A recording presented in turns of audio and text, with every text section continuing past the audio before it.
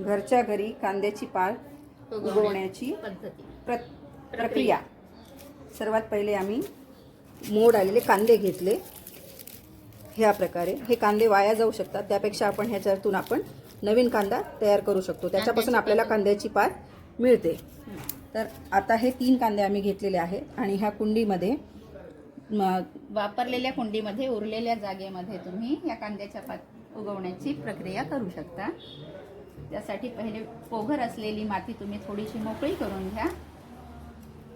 मोकळी करून घेतल्यानंतर मुळाचा भाग कांद्याचा खालच्या बाजूला पेरून वर कोंब येईल असे अर्ध्याच्या वर कांदा खाली जाईल असे वरून माती घाला आणि त्याला दाबून आतमध्ये टाका.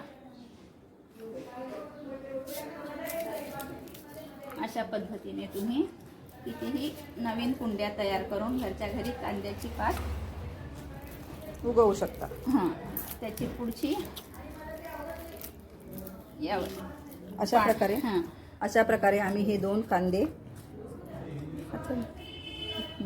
मातीत रोजले आहेत, पेरले आहेत, रोवले आहेत. त्यावरती पाणी शिंपून त्याला मॉइश्चर, ह्यावर थोडासा पाण्याचा शिपका देऊया.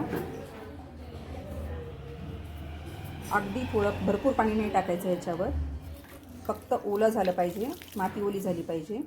आणि हे आपण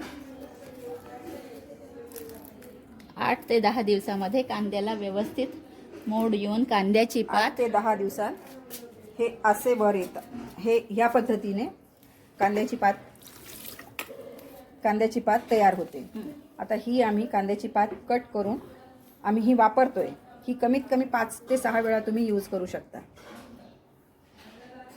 थँक्यू. 8 दिवसापूर्वी उगवलेला हा कांदा आज हार्वेस्ट करायला तयार आहे.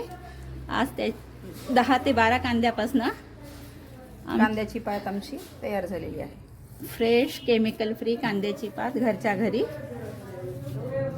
उगवता येऊ शकते.